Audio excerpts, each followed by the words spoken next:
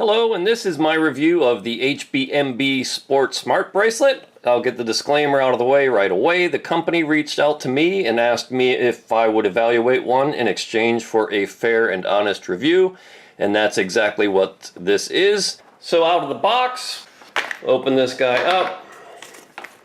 It's got a sheet of instructions. They look, it looks like a fairly basic one-page sheet of instructions telling you the various modes. The device itself,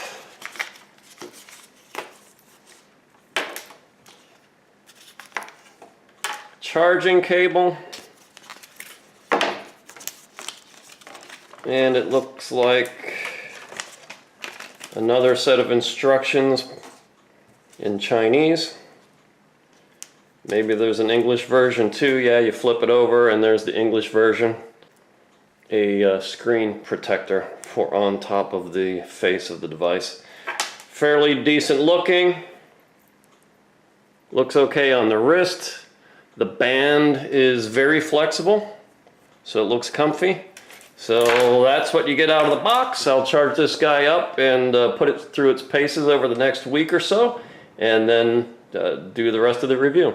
And what seems increasingly common for these devices, the charger is of the magnetic kind, especially with devices that are waterproof. They seem to be going in the direction of magnetic chargers.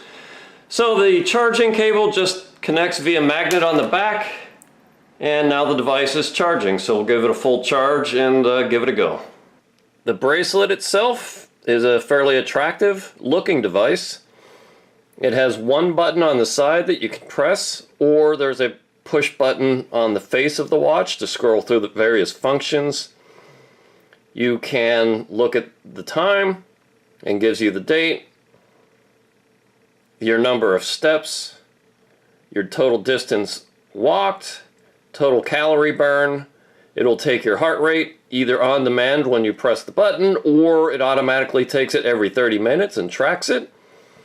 Let me get past the heart rate here again.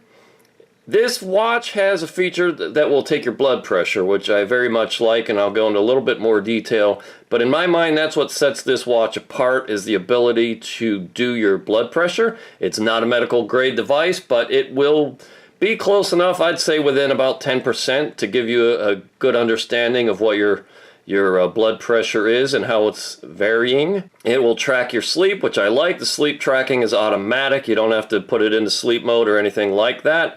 It will do it automatically. It has a feature where you can press the button if you get separated from your smartphone, and it will help you locate the phone. It'll set off a chime on your phone to help you find it. And then the very last function is another neat feature I like, where you can press and hold the button and this will turn it off. That sounds kind of silly. Why would you want to turn this off? Well, when I am taking showers or doing dishes, I like to take my fitness tracker off and set it on the counter. And you know, very often you see the laser come on in the back, not the laser, the LED, and it's trying to take your pulse and heart rate and all that. But you're not wearing it, so you know that light is just coming on and draining your battery. This device gives you the option to turn it off to save battery drain when you're not wearing it, and then to turn it back on, you just press and hold that button again, and it comes right back on. Really neat feature. I like it. Now, as for the app itself, it's a fairly basic app where on the main screen you can scroll through. It will tell you your number of steps, how you slept, your heart rate. It will automatically take heart rate every 30 minutes, which I like. We'll track it throughout the day so you can see what your heart rate is doing. Your blood pressure, I'll demonstrate that. And then on any of these you can tap, and it will give you a little bit more detail every 30 minutes, how many steps you took, when you were active. Same with sleep. Breaks it down a little bit, gives you a sleep quality score, which is very nice. I like that. The blood pressure feature from the app, and I'm using the Samsung Galaxy S8 Plus, so this is the Android version I installed the app on. If you come into the blood pressure mode, if you click the play button essentially to take your blood pressure, this thing will start to take your blood pressure. And I'm going to let this roll in real time. Ideally, you want your wrist to be the same level of your heart. You want to be relaxed and not talking or active. So I'm breaking the rules a little bit here. So I'll get a little bit of higher reading than I otherwise would.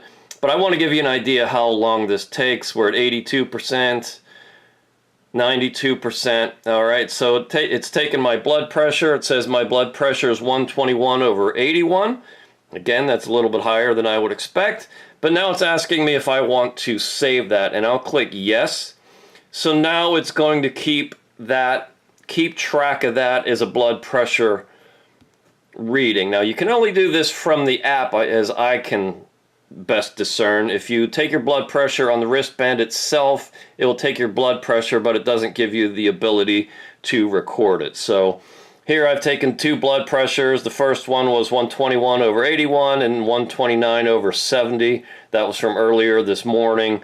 So you can take your blood pressure as often as you like and keep a historic track so you can see how it's doing over time.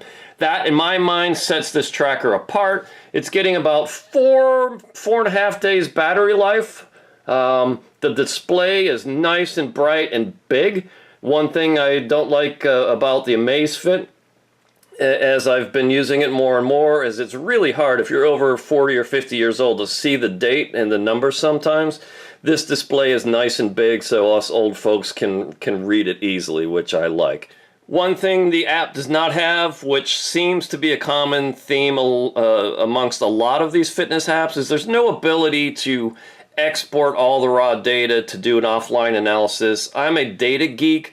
I would love to be able to export all this data in an Excel spreadsheet and track things over the weeks, the days, the weeks, the months, the years, to see what my progress is over time, what my heart rate's doing over time, and my blood pressure over time especially.